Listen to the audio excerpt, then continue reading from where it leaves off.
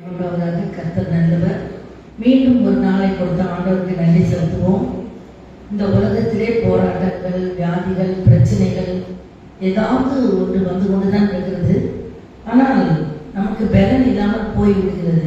இந்த காலங்களிலே ஆண்டவர் ஏசப்பா என்னுடைய குடும்பத்தை நடத்த, என்னுடைய வேலைகளை நடத்த, ஞானமாக நடக்க, எல்லா காரியங்களிலும் எனக்கு பலனை தாரும், சத்துவம் இல்லாத எனக்கு சத்துவத்தை தாரும் என்று நாம் ஒரு ஜெப பாடலாக இருக்கிறது.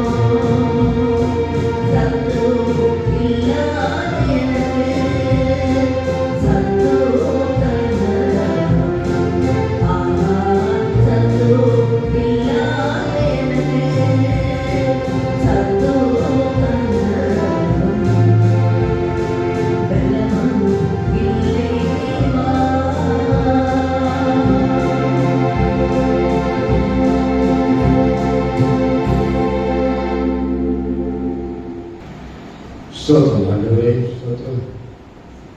ராஜாதி ராஜாவே, கர்த்தாதி கர்த்தாவே, தேவாதி தேவரே, எங்கள் பரம தகப்பனே, உமக்கு நன்றி செலுத்துகிறோம். உமக்கு கோடான கோடி ஸ்தோத்திரங்களை ஏறெடுக்கிறோம்.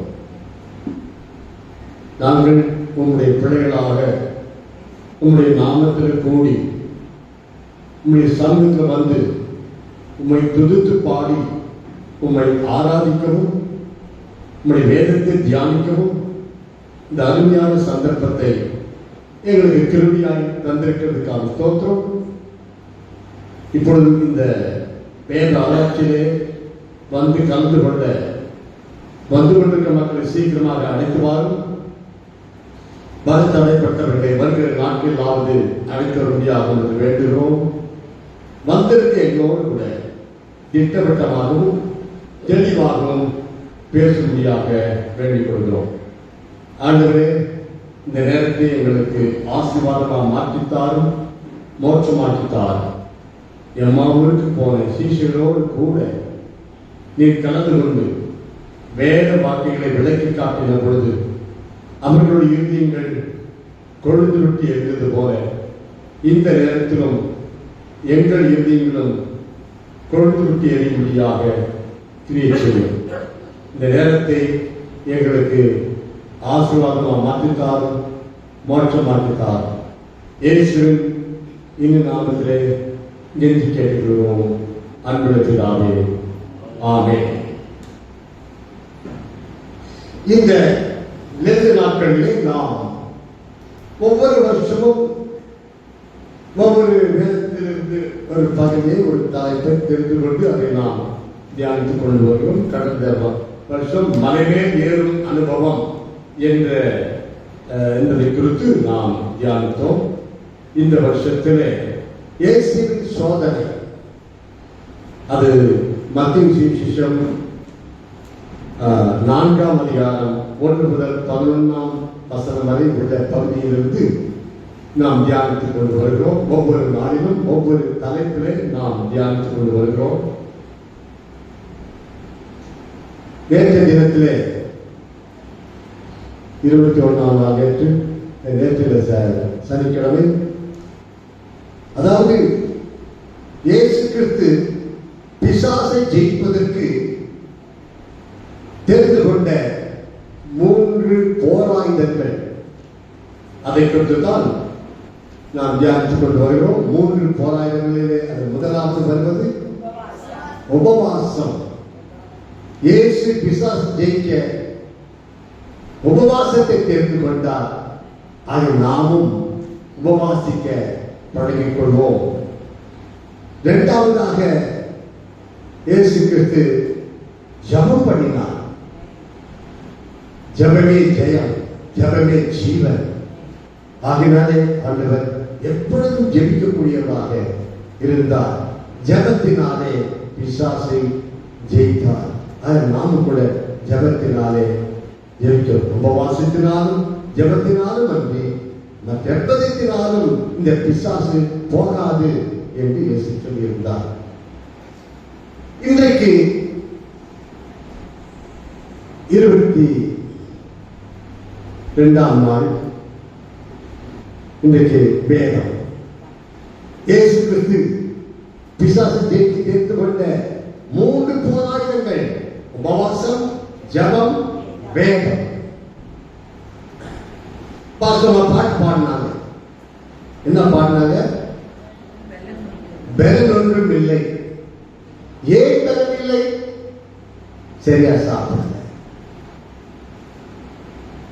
சரியா சாப்பிடலன்னா பலன் இருக்காது. இதை சாப்பிடல, வேதத்தை, வேத வசனங்களை சாப்பிடல, அதனால பலன் இல்லை. இயேசு சொன்னார், மனுஷன் அப்பத்தினாலே மாத்திரமல்ல தேவனுடைய வாயிலிருந்து புறப்படுகிற ஒவ்வொரு வார்த்தையினாலும் பிழைப்பான் என்று ஆண்டவர் சொன்னார். அதனால இந்த வேதத்தை சரியா வாசிக்கலன்னா மற்றவங்களோடு சண்டை போடுறதுக்கு, எதிர்த்து இருப்பதுக்கு, பல்ல உடைக்கிறதுக்கு, இதுக்கு பலம், இந்த பலம் இல்லை. அதெல்லாம் பொறுமையா இருக்கு. ஆனால் பாவத்தை ஜெயிக்க, பிசாசை ஜெயிக்க, சோதனையை ஜெயிக்க, பரிசுத்தமாக வாழ்வதற்கு இந்த வேதம் தான். பரிசுத்தமாய் வாழ்வதற்கு, பரிசுத்தமாய் உன்னை வாழ வைப்பது இந்த வேதம் தான். இங்கே நம்முடைய பாட்டு புத்தகத்தில் ஒரு பாட்டு இருக்கிறது. அது வேத புத்தகமே, வேத புத்தகமே. 68வது பாடல். அதுல அந்த பாடல்ல என்ன சொல்லி இருக்கிறது? வேத புத்தகமே, வேத புத்தகமே, விலை பெற்ற செல்வம் நீயே. வேத புத்தகமே, வேத புத்தகமே, விலை பெற்ற செல்வம் நீயே. என்னை எனக்கு காட்டி என் நிலைமையை மாற்றி பொன்னுலகத்தை காட்டி போகும் வழி சொல்வாயே. இப்போ நம்ம கர்த்தருக்கு பிரியமில்லாத காரியங்கள் நம்முடைய வாழ்க்கையில் ஏதாவது இருந்தால் அதை மாற்றி நம்மை பரிசுத்தமாக்கி நம்மை பரலோகத்துக்கு கொண்டு போய் சேர்ப்பது இந்த வேத புத்தகம். ஆகையால் இந்த வேத புத்தகத்தை நாம் வாசிப்பதற்கு மறக்கவே கூடாது. அது அநேக பைபிள் வாசிக்க நேரம் இல்லை சார்ன்றாங்க. அப்படி சொல்லலாமா? அது கர்த்தரை மதிக்காதது. பைபிள் வாசிக்க நேரம் இல்லை என்றால் நீ கர்த்தரை மதிக்கவில்லை, கர்த்தரை நீ கனம் பண்ணவில்லை என்றுதான் அர்த்தம். ஆகினால வேதத்தை தவறாமல் வாசிக்க வேண்டும். கர்த்தருடைய வேதத்தை பிரியமாயிருந்து அவருடைய வேதத்தில் இரவும் பகலும் தியானமாயிருக்க மனுஷன் பாக்கியவான். அவன் நீர்க்கால்களின் ஓரமாய் நடப்பட்டு தன் காலத்தில் தன் கனியை தந்து இலையுதலாக இருக்கிற மரத்தை போல் இருப்பான். அவன் செய்வதெல்லாம் வாய்க்கும். வேத புத்தகம். அதான் இன்றைக்கு நாம் தியானிப்பது வேதத்தை குறித்து தியானிக்க போகிறோம். வேதம் என்றால் இந்து வேதம் அல்ல, வேற எந்த வேதமும் அல்ல. அது பரிசுத்த வேதாகமம். இதுக்கு பெயர், இதுக்கு ஒரு பெயர். என்ன பெயர்? பரிசுத்த வேதாகமம். இந்த பரிசுத்த வேதாகமம் என்று இதற்கு பெயர் இருப்பது பிசாசுக்கு பிடிக்கவில்லை. ஆகினால இந்த பெயரையே மாத்திட்டான். இப்ப என்ன பெயர் வச்சிருக்கான்? திரு விவிலியம். அதுல பரிசுத்தமே இல்லை. பரிசுத்தத்தை எடுத்து போட்டான் பிசாசு. பிசாசுடைய தந்திரம். பிசாசு என்ன உணர்ச்சி? வேதத்தை மாற்றுவான், வேதத்தை புரட்டுவான், வேதத்திலிருந்து வசனத்தை எடுத்து போட்டு விடுவான், வேதத்தில் இல்லாததை கொண்டு வந்து சேர்ப்பான்.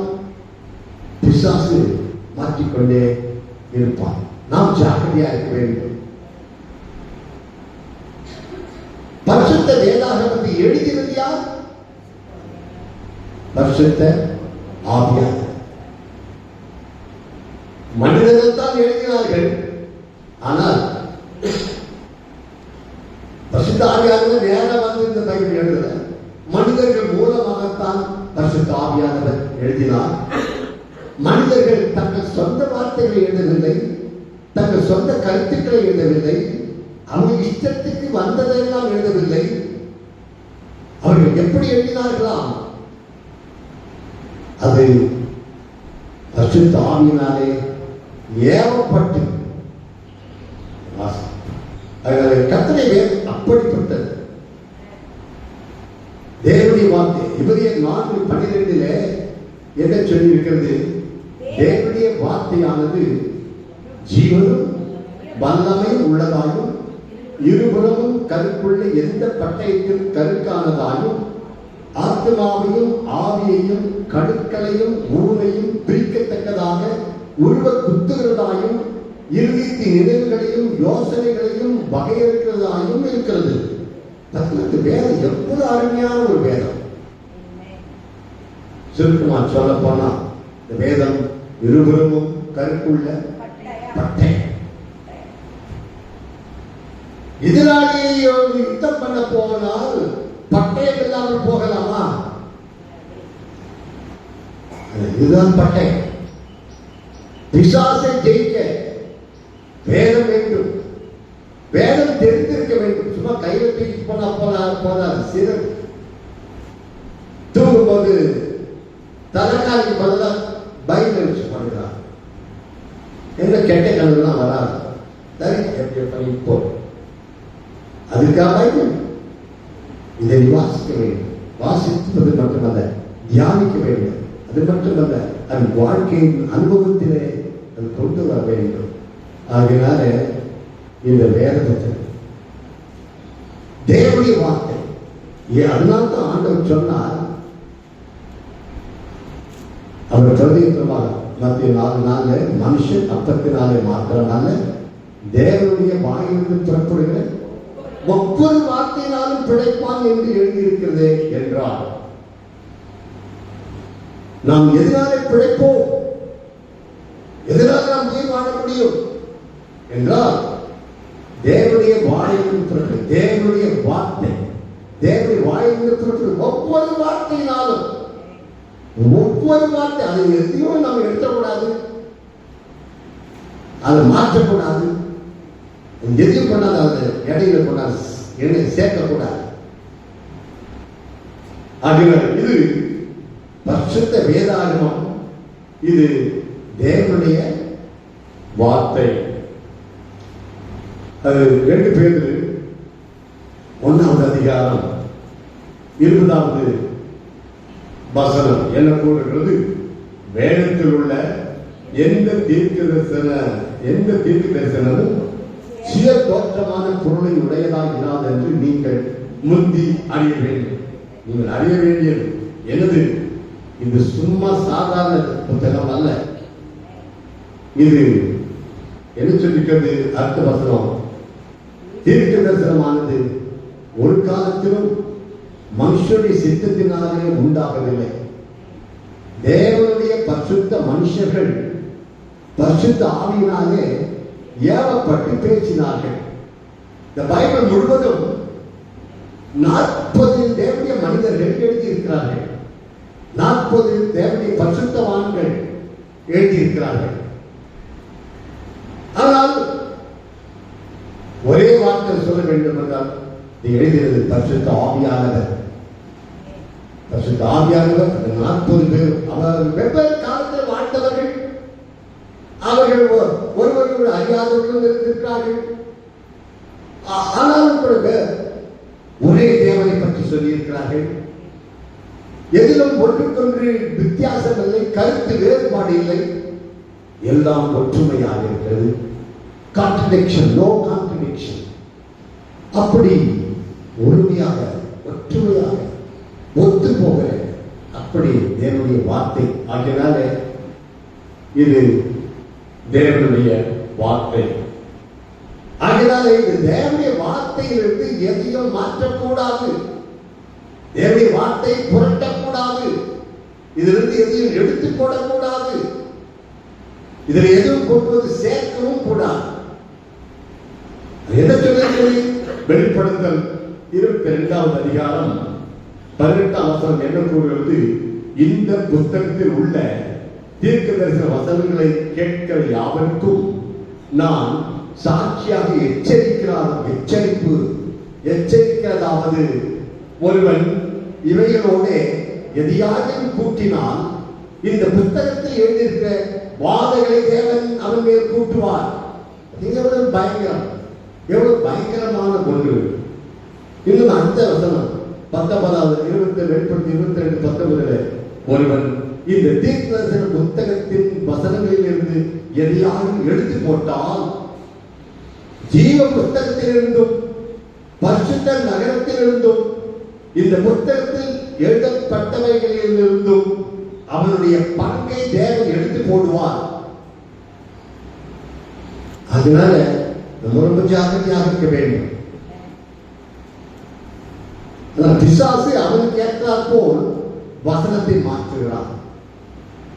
அநேக வார்த்தைகள் பைபிளில் எவ்வளவு வார்த்தைகளை மாற்றி வைத்திருக்கான். பரிசுத்தம் என்ற வார்த்தை இல்லை, கர்த்தர் என்ற வார்த்தை இல்லை, தேவன் என்ற வார்த்தை இல்லை, எல்லாத்தையும் எடுத்து போட்டான். விசுவாசம் என்ற வார்த்தை இல்லை, எல்லாத்தையும் எடுத்து போட்டுட்டே இருக்கான். இப்படி பிசாசுக்கு பிடிக்காத காரியத்தை, முக்கியமான காரியத்தை, உபவாசம். அங்கே இந்த ஜாதி பிசாசு உபவாசத்தினாலும் ஜபத்தினாலும் அன்றி மற்றெவ்வளத்தினாலும் போகாது என்று எவ்வளவு முக்கியமான வசனத்தை பைபிளில் இல்லாதவனுக்கு எடுத்தான். பிசாசுவின் தந்திரம். பிசாசு அவனுக்கு பிடிக்காததெல்லாம் வேதத்திலிருந்து எடுத்துறான். மனுஷன் அவனுக்கு ஏற்ற மாதிரி வேதத்தை மாற்றுகிறான். இந்த வேதத்தை மாற்றுகின்ற ஒருத்தர் எனக்கு தெரியும். இந்த பைபிளையே அப்படியே மாற்றுகிற புதிய திருத்தம் கொண்டாந்து ஒருத்தர் எனக்கு பழக்கம், எனக்கு தெரியும். அவர் ஒரு பிஷப். அவரு விவசாயம் பண்றது பாவம் இல்லைன்ற எப்படி பாருங்க, விவசாயம் பண்றது பாவம் இல்லை. அதுக்கு மாதிரி வசனங்களை தேடி வச்சிருக்க. அங்கே தாவீது விவசாயம் பண்ணினா, அங்கே அவர் சொன்னார், அங்கே யாக்கோபு பல மனைவிகளை வைத்திருந்தார், தாவீது பல மனைவிகளை வைத்திருந்தார். இப்படி எங்கெங்கோ ஓடுற விவசாயம் பண்றது பாவம் இல்லை. ஆண்டவர் ஒன்று சொல்லி இருக்க, விபச்சாரக்காரன் அக்கினியும் கந்தகமும் எரிகிற கடலிலே பங்கடைவார்கள் என்று வேதம் கூறுகிறது. அதை மாற்றி விபச்சாரம் பண்றது பாவம் இல்லை. இதனால் நான் சந்தித்தேன். இல்லை சார், குடிக்கலாம். என்னது? வைன் குடிக்கலாம் சார், பாவம் இல்லை. எப்படின்னு கேட்டா, அவன் வேதத்தை வந்து வசனத்தை எடுத்து காட்டுறான். அங்கே 1 தீமோத்தேயு 5ஆம் அதிகாரம் 23ஆம் வசனத்தை எடுத்து சொல்றான். நீ இனிமேல் தண்ணீர் மாத்திரம் குடியாமல் உன் வயிற்றுக்காகவும் உனக்கு அடிக்கடி ஏற்படுகிற பலவீனங்களுக்காகவும் கொஞ்சம் திராட்சரசமும் கூட்டிக்கொள். இங்க திராட்சரசம் இருக்குது. அது என்ன சார்? அது வைன். இங்கிலீஷ் பைபிள் வைன் தான் போட்டுருக்கு.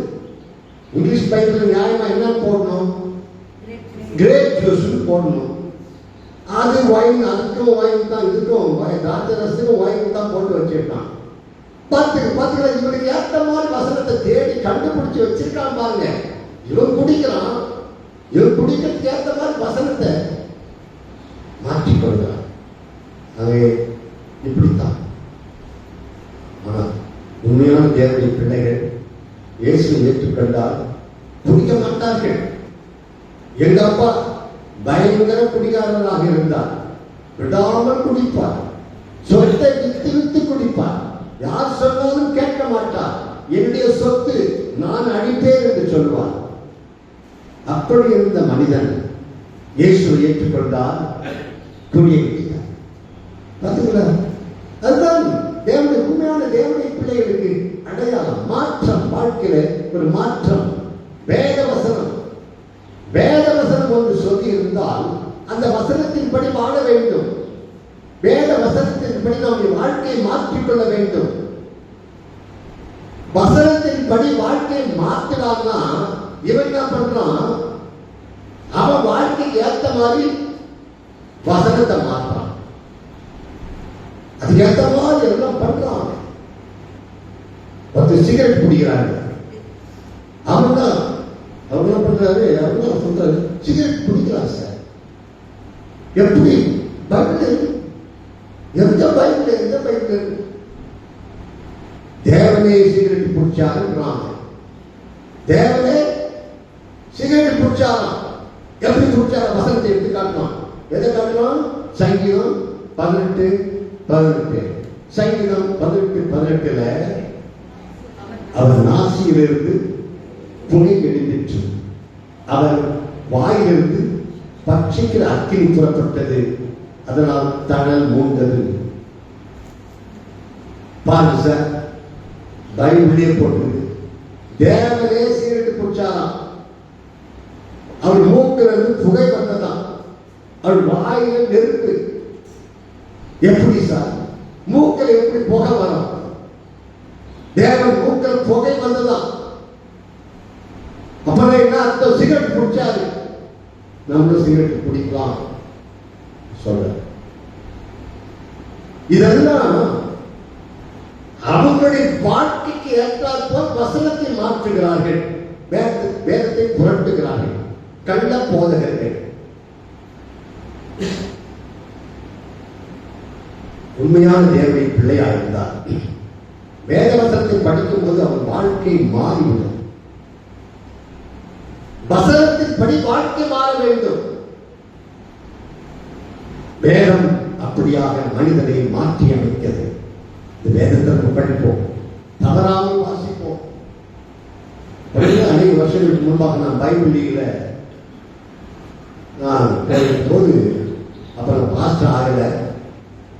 அப்போ மீட்டிங் முடிஞ்ச பிறகு பைபிள் மீட்டிங் முடிஞ்சதும் நான் எப்போது யாராவது புதிதாக யாராவது வந்திருந்தால் அவரை சந்தித்து அவருக்கு ரட்சிப்பு பற்றி சொல்லுவேன், அவரை ரட்சிப்புகளாக வழி நடத்துவதற்கு என்னுடைய வழக்கம். அப்படி ஒரு நாள் ஒரு வாலிப தம்பி வந்தார், பைபிளுக்கு புதுசாக வந்தார். அவர் ஒரு மலையாளி, அவர் பெயர் ஜார்ஜ். அந்த தம்பிக்கு நான் இயேசுவை பற்றி சொன்னேன், ரட்சிப்பு பற்றி சொன்னேன். அங்கே மனம் திரும்ப வேண்டும், கர்த்தருக்கு ஒப்புக் கொடுக்க வேண்டும் என்று சொல்லி அநேக வசனங்களை காட்டி சொல்லிக்கொண்டே வந்தேன். அவர் சிகரெட் குடிக்கிறார் எனக்கு எனக்கு தெரியாது. அவர் சிகரெட் குடிக்கிற மனுஷன் எனக்கு தெரியாது.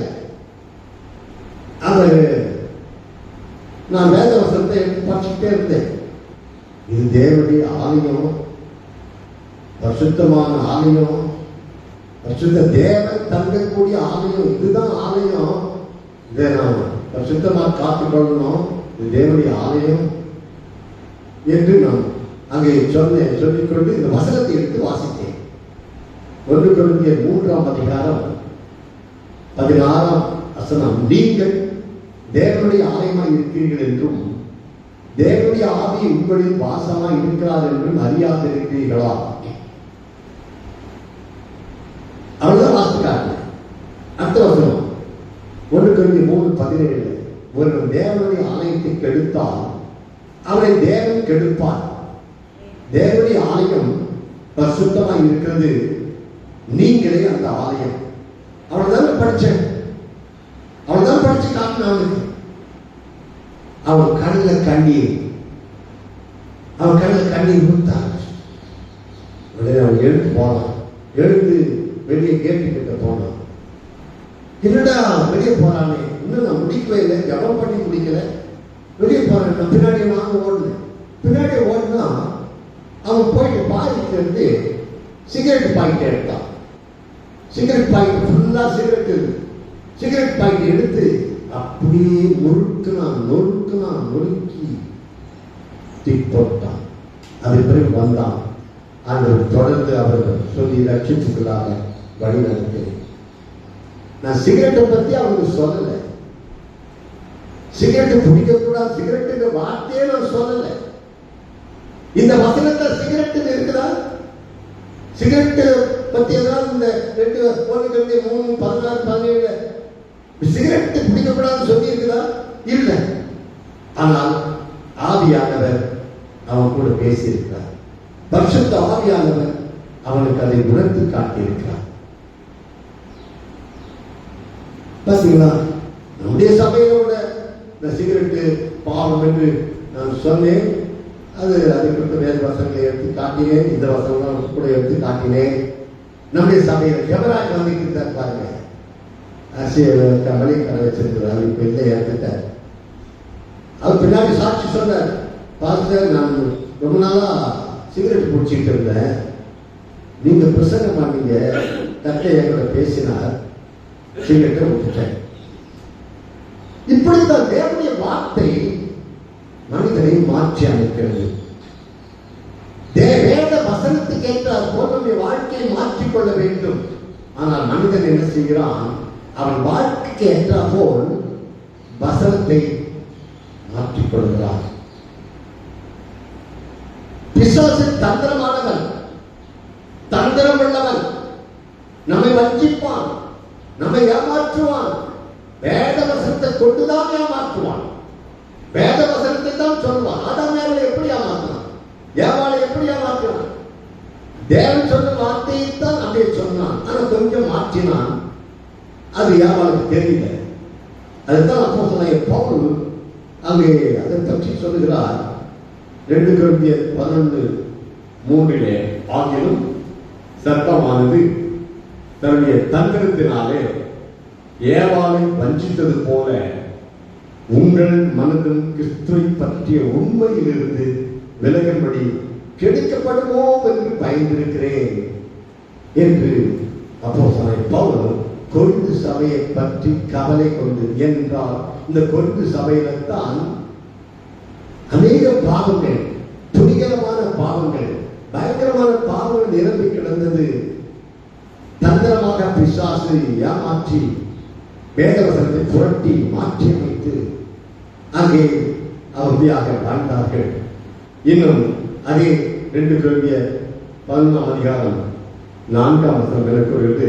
எப்படி உங்களிடத்தில் வருகிறவன் நாங்கள் பிரசங்கியாத வேறு இயேசுவை பிரசங்கித்தால், அல்லது நீங்கள் பெற்றிராத வேறொரு ஆவியையும் நீங்கள் ஏற்றுக்கொள்ளாத வேறொரு சுவிசேஷத்தையும் பெற்றீர்களானால் நன்றாய் கருத்திருப்பீர்கள்.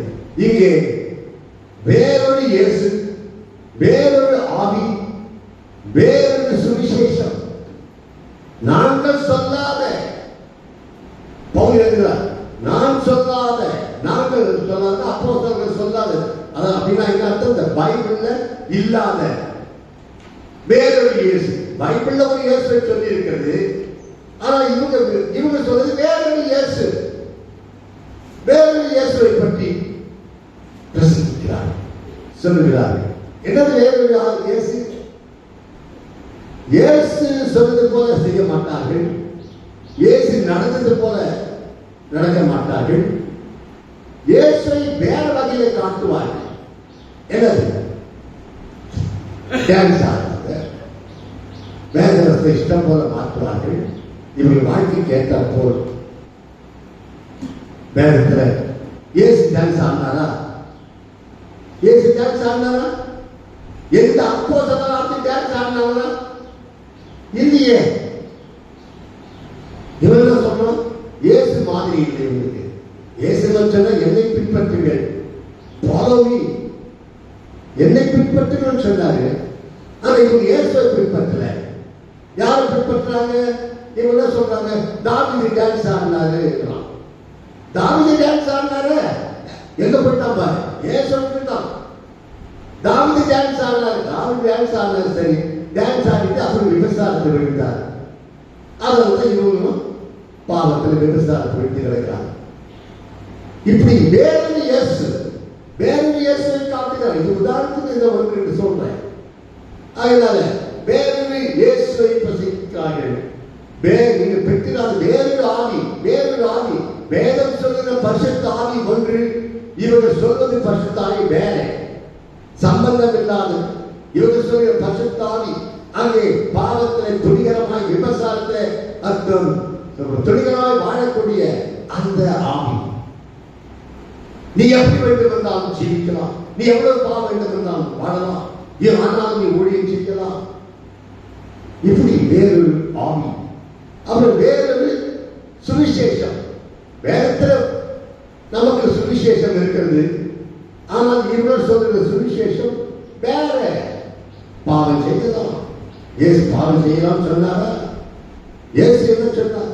இனி பாவம் செய்யாது என்று தான் சொன்னார்.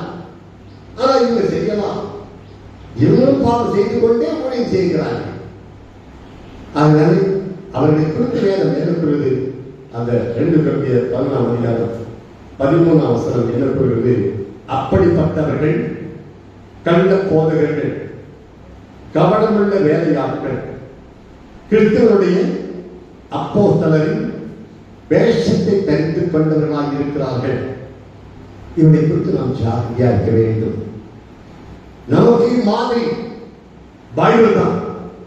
வேதத்தை வாசிக்கணும், வேதத்தை தியானம் பண்ணணும், வேதம் என்ன சொல்லுகிறதோ அதைத்தான் செய்யணும். வேதத்தில் இல்லாததை நாம் சொல்லக்கூடாது. வேதத்தில் இல்லாதது யாராவது சொன்னால் அதை நாம் நம்பக்கூடாது. வேதம் அப்போஸ்தலர் சொல்லுங்கள். அங்கே என்ன சொல்லுது? கலாத்தியர் 1ஆம் அதிகாரம் பவுல் என்ன சொல்கிறார்? கலாத்தியர்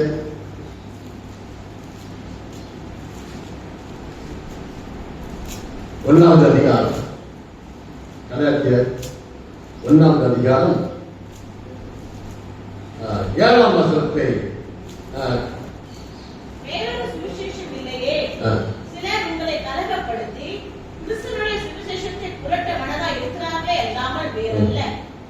அடுத்த வசனம், நாங்கள் பிரசங்கித்த சுவிசேஷத்தை அல்லாமல் நாங்களாவது வானத்திலிருந்து வருகிற தூதனாவது வேறொரு சுவிசேஷத்தை உங்களுக்கு பிரசங்கித்தால் அவன் சபிக்கப்பட்டவன். பரலோகத்திலிருந்தே தேவதூதன் வந்து சொன்னா கூட அவன் சபிக்கப்பட்டவன் என்று அப்போதைய பவுல் சொல்கிறார். ஆகினாலே நாம் அதிக ஜாகிரதையாக இருக்க வேண்டும். வேதத்தை மாற்றுகிறார். வேதத்தை மாற்றவே கூடாது. இந்த வேத வசனம் தேவனுடைய வார்த்தை. தேவனுடைய வார்த்தையை மாற்றுவதற்கு உனக்கு என்ன அதிகாரம் உண்டு? மாற்றுகிறார்கள். ஏன் மாற்றுகிறார்கள்? அவங்களுக்கு பிடிக்கல, மாற்றுறாங்க. எப்படி மாற்றுகிறார்கள்? அவன் வசதிக்கு ஏற்ற மாதிரி மாற்றுகிறார்கள். அவர்கள் பாவத்தை வாழ்கிறார்கள், அதற்கு ஏற்றாற்போல் வசனத்தை மாற்றுகிறார்கள். வாழ்க்கையை மாற்றுறான்னா வசனத்தை மாற்றான். வசனத்துக்கு ஏற்றாற்போல் வாழ்க்கையை மாற்று என்று சொன்னால் அவன் இவன் வாழ்க்கைக்கு ஏற்ற போல வசனத்தை மாற்றுகிறான். வசனத்தை ஏற்றவர்கள் நம்மை மாற்ற வேண்டும். வேதத்தை இல்லை, அதாவது வேற தந்த பிசாசு எப்படி தந்திரமாக இயேசுவை சோதித்தான் ஒவ்வொன்றும் நீங்கள் கவனித்தீர்கள் சொன்னால் அது ஏவாளை எப்படி வச்சித்தான் அதை யோசித்து வசனத்தை தான் சொல்லுவான். கொஞ்சம் மாற்றுவான், ஆனா தெரியாது. வசனத்தாக சொல்றாங்க என்று நீங்கள் நினைப்பீர்கள். ஆனால் அந்த வசனத்தால முற்றிலும் மாறானது. அப்படியே மாற்றி சொல்லுவாங்க. வேதத்தில் இல்லாததை கொண்டு வந்து நுழைக்கக்கூடாது. பைபிளில் என்ன சொல்லி இருக்கிறதோ அதைத்தான் நாம் சொல்ல வேண்டும். வேதத்தில் இல்லாததை நாம் சொல்லவே கூடாது. வேதத்தை மாற்றக்கூடாது. உதாரணமாக ஒரு காலத்தை நாம் சொல்லி முடிக்கிறேன். அங்கே அபிஷேகம் என்ற வார்த்தை அநேகர் நம்ம கேட்கிறார். அபிஷேகம் பெற்றிருக்கிறீர்களா என்று கேட்கிறார். இல்லை சொன்னா நான் ரட்சிக்கப்பட்டிருக்கேன் சொன்னா அவங்க என்ன சொல்றாங்க? ரட்சிக்கப்பட்டால் போதாது, என்ன பெற வேண்டுமா? அதாவது ரட்சிக்கப்பட்டா போதாதுன்னு என்ன அர்த்தம்? ரட்சிக்கப்பட்டா பரலோகம் போக முடியாது அப்படிதான் சொல்றாங்க அவங்க. ரட்சிக்கப்பட்டா போதாது, போதாதுன்னு என்ன அர்த்தம்? ரட்சிக்கப்பட்டா பரலோகம் போக முடியாது. அதன் பிறகு என்ன பண்ணணும்? அபிஷேகம் பெற வேண்டும். எங்காவது பைபிள் இருக்கா? காட்டுங்கப்பா. பைபிள்ல நேரத்தில் எங்கேயுமே ஒரு இடத்துல ரட்சிக்கப்பட்டால் போதாது, அபிஷேகம் பெற வேண்டும் என்று அப்படி இருந்தால் இயேசுவை சொல்லியிருப்பார், அப்போஸ்தலர்கள் சொல்லியிருப்பார்கள். கிடையாது. இவங்க அப்படி வேதத்தை புரட்டி பேசுகிறார்கள், மாற்றி பேசுகிறார்கள், வேதத்தில் இல்லாததை பேசுகிறார்கள். அப்படி நீ ஆமா நான் அபிஷேகம் பெற்றிருக்கிறேன் என்று சொன்னால் அவங்க என்ன சொல்வாங்க? அந்நிய பாஷை அடையாளத்தோடு அபிஷேகம் பெற்றிருக்கிறாயா என்று கேட்பார்கள். இல்லை சார், நான் அந்நிய பாஷை பேசல, ஆனால் அபிஷேகம் பெற்றிருக்கிறேன் என்று நீங்கள் சொன்னால் அவங்க என்ன சொல்வார்கள்? நீங்கள் பெற்றது அபிஷேகமே கிடையாது. நீ அபிஷேகம் பெற்றதுக்கு அடையாளமே அந்நிய பாஷை தான், அந்நிய பாஷை பேசினால்தான் பரலோகம் போக முடியும். இதெல்லாம் பைபிள்ல கிடையாதுங்க. இப்படி ஒரு வசனம் கூட வேதத்தில் இல்லை. வேதத்தில் இல்லாததை அவர்கள் சொல்லிக் கொண்டிருக்கிறார்கள். அதாவது எந்த ஒரு இடத்திலும் அபிஷேகம் என்ற வார்த்தை இருக்காது. ஆனா அந்த இடத்துல இதுதான் அபிஷேகம் சொல்லுவாங்க. அது பிசாசின் தந்திரம். இல்லாதது ஏன் அதை வந்து நுழைக்கிறார்? வேதம் என்ன சொல்கிறதோ அதை மட்டும் சொல். வேதம் சொல்லாததை நீ சொல்லாதே. வேதத்தில் இல்லாததை நீ கொண்டு வந்து நுழைக்காதே. அங்கே அப்படித்தான். அங்கே அபிஷேகம் என்ற வார்த்தை. அவங்க என்ன சொல்றாங்க? எதை அபிஷேகம் சொல்கிறார்கள்? பெந்தெகோஸ்தே நாளிலே சீஷர்கள் எல்லாரும் பரிசுத்த ஆவியால் நிரப்பப்பட்டார்களே, அந்நிய பாஷை பலவிதமான பாஷையை பேசினார்களே, அதுதான் அபிஷேகம் என்று சொல்லுகிறார்கள். எப்பொழுது பொய், சுத்த பொய். அது அபிஷேகம் என்று அங்கு சொல்லி இருக்கிறதா? அது அபிஷேகம் என்று அப்போஸ்தலர் சொன்னார்களா? இயேசு சொன்னார்களா? பெந்தெகோஸ்தே நாளிலே பரிசுத்த ஆவியானவர் வந்து இறங்கினதை அபிஷேகம் என்று வேதத்தில் எங்குமே சொல்லப்படவில்லை. ஆனால் இவர்கள் அதை அபிஷேகம் என்று சொல்லுகிறார். வேதத்தில் இல்லாததை கொண்டு வந்து சொல்வார்கள். அப்போஸ்தலர் 2ஆம் அதிகாரத்தில் 4ஆம் வசனம் என்ன கூறுகிறது? அவர்கள் எல்லாரும் பரிசுத்த ஆவியினால் நிரப்பப்பட்டு ஆவியானவர் தங்களுக்கு தந்தருளின வரத்தின்படியே வெவ்வேறு பாஷைகளிலே பேசத் தொடங்கினார்கள். இங்க என்ன சொல்லப்பட்டிருக்கிறது? எல்லாரும் பரிசுத்த ஆவியினாலே நிரப்பப்பட்டார்கள். இது பரிசுத்த ஆவி நிறைவு.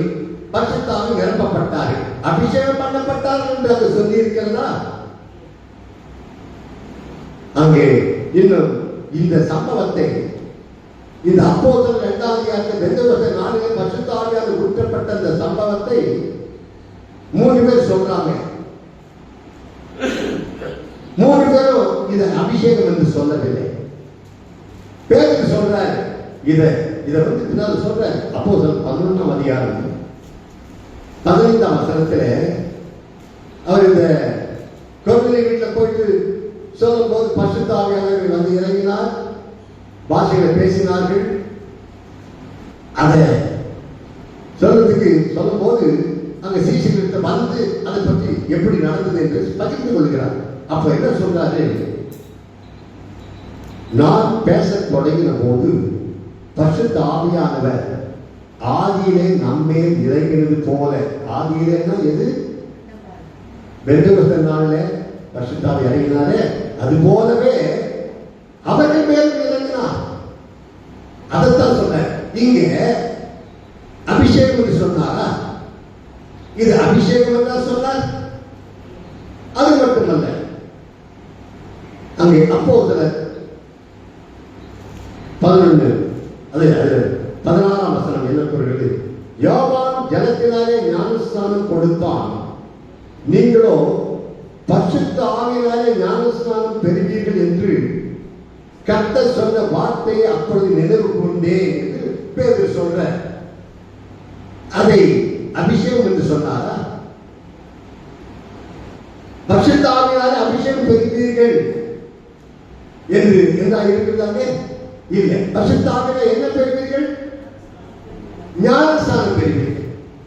ஞானஸ்நானத்தை ஞானஸ்நானம் என்று சொல்லுங்கள். அபிஷேகத்தை அபிஷேகம் என்று சொல்லுங்கள். அபிஷேகத்தை ஞானஸ்நானம் என்று சொல்லாதீர்கள். ஞானஸ்நானத்தை அபிஷேகம் என்று சொல்லாதீர்கள். வேதம் என்ன சொல்றத வேதத்தை மாற்றாதீர்கள். இதுதான் பிசாசின் தந்திரம். அங்கே யோவான் ஞானஸ்நானம் கொடுக்கும் போது அவர் இதை சொல்ற. மத்தேயு 3:11 மனம் திரும்புதலுக்கு நான் ஜலத்தினால் உங்களுக்கு ஞானஸ்நானம் கொடுக்கிறேன், எனக்கு பின் வருகிறவரோ என்னிலும் வல்லவராய் இருக்கிறார், அவருடைய பாதரட்சையை சுமக்கிறதுக்கு நான் பாத்திரன் அல்ல, அவர் பரிசுத்த ஆவியினாலும் அக்கினியினாலும் உங்களுக்கு ஞானஸ்நானம் கொடுப்பார் என்று யார் சொன்னது? யோவான் ஞானஸ்நானம் கொடுக்கும் போது வந்தவர்கள் சொல்ல. அப்போ இயேசு என்ன செய்வாராம்? பரிசுத்த ஆவியினாலும் அக்கினியினாலும் அபிஷேகம் கொடுப்பார் சொன்னாரா? இல்ல. என்ன சொன்னார்? ஞானஸ்தானம் கொடுப்பார். அவர் இயேசுவே சொல்றார் பாருங்க. அப்போஸ்தலர் 1ஆம் அதிகாரம் 4ஆம் வசனம் என்ன சொல்றது? அன்றியும் அவர் இயேசு பரலோகத்துக்கு எடுத்துக்கொள்ளப்படுவதற்கு முன்பாக சீஷர்களோடு கூட அவர் சொல்லிக் கொண்டு வருகிறார். அப்பொழுது என்ன சொல்றார்? அன்றியும் அவர்களுடனே கூடி வந்திருக்கும் போது அவர்களை நோக்கி, யோவான் ஜலத்தினாலே ஞானஸ்தானம் கொடுத்தான், நீங்கள் சில நாளுக்குள்ளே பரிசுத்த ஆவியினாலே ஞானஸ்தானம் பெறுவீர்கள். இயேசு சொன்னார். இயேசுவே சொன்ன வார்த்தை, இயேசுவே டைரக்டா சொன்ன வார்த்தை. இன்னும் சில நாளுக்குள்ளே பரிசுத்த ஆவியினாலே ஞானஸ்தானம் பெறுவீர்கள் என்று சொன்னாரே, அது எதை பற்றி சொல்லுகிறார்? எதை பற்றி சொல்லுகிறார்? காது கேட்கல.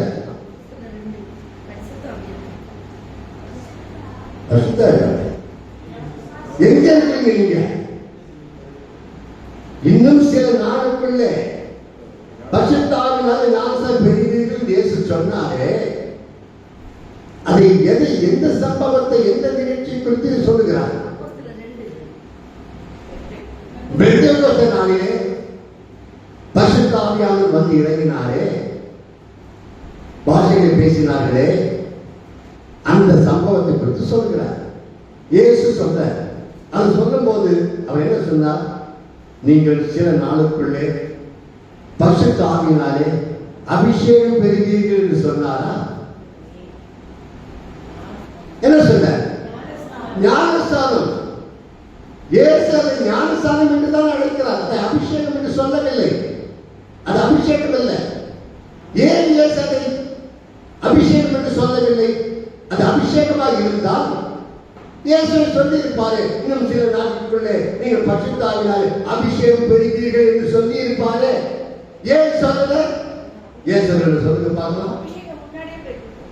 ஏன் சொல்லல? நமக்கு பாயிண்ட் வாங்க. இயேசு பெந்தேகோஸ்தே நாளில் நடந்த அந்த சம்பவத்தை ஞானஸ்தானம் என்று ஏன் சொன்னார்? அது அபிஷேகம் என்று ஏன் சொல்லவில்லை? அது அபிஷேகம் அல்ல. அது அபிஷேகம் அல்ல. அதனால அது அபிஷேகம் சொல்லல. எந்த அப்போஸ்தலரும் சொல்லல, இயேசுவும் சொல்லல. வேதத்தில் எங்குமே அது அபிஷேகம் சொல்லவில்லை. வேதத்தில் இல்லாததை அங்கு நுழைத்து மக்களை ஏமாற்றிக் கொண்டிருக்கிறார்கள். இந்த சத்தியத்தை நான் பெந்தேகோஸ்தே பாஸ்டர்கள் சொன்னேன். இதுவரைக்கும் 3 பெந்தேகோஸ்தே பாஸ்டர்கள் மாறிவிட்டார்கள். இதுதான் நான் உங்களுக்கு சொன்னது. அப்படின்னு சொன்னேன்.